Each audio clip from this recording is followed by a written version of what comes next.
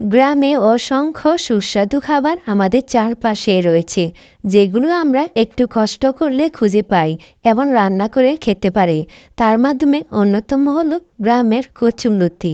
এই কচুমলতি বিভিন্নভাবে খাওয়া যায়। আমাদের বাড়ির আশেপাশ দিয়ে প্রচুর কচু গাছ, সেখান থেকে আজ কিছু কচুমলতি তুলে নিলাম। কচুমলতিগুলো তুলে নিয়ে খুব ভালোভাবে কুটে নিলাম। এখন এই কচুমলতিগুলো ধুয়ে নেব। ধুয়ে নেওয়ার পরে আমরা চুলো একটি কড়াই বসিয়েছি, আর এতে দিয়ে দিচ্ছিলাম সরিষার তেল।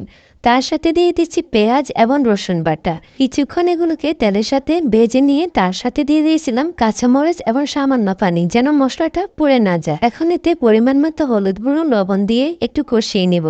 মশলাগুলো যখন হালকা কষে নেওয়া হবে তখন এতে দিয়ে দিব কুটে রাখা চিংড়ি মাছ। চিংড়ি মাছগুলো খুব ভালোভাবে ধুয়ে তারপরে এখানে দিয়ে দিচ্ছি। এখন এর সাথে কিছুক্ষণ কষিয়ে নেব। তারপরে কষানো হয়ে গেলে এখন দিয়ে দিচ্ছি কুটে রাখা কচুরলতিগুলো দেওয়ার পরে এটাকে খুব ভালোভাবে নেড়ে চেড়ে এই মশলার সাথে কষিয়ে নেব। এই কচুরলতি আপনারা ইলিশ মাছের মাথা এবং হিদর শুটকি দিয়েও রান্না করে নিতে পারেন, এতেও খুবই দারুণ হয়। তবে আজকে আমরা চিংড়ি মাছ দিয়ে এটাকে রান্না করে নিব। এখন এই কচুলতিটাকে খুব ভালোভাবে নেড়েচেড়ে মিক্স করে নিচ্ছি, কিছুক্ষণ কষিয়ে নিব। প্রায় 10 মিনিটের মতো এটাকে একটু কষিয়ে নেব। কষিয়ে নেওয়ার পরে এখানে দিয়ে দিচ্ছি পরিমাণ মতো পানি। অতিরিক্ত পানি দেওয়ার প্রয়োজন নেই, যেন কচুলতিগুলো খুব ভালোভাবে সেদ্ধ হয়, একেবারে গলে না যায় এরকম পানি দিতে হবে।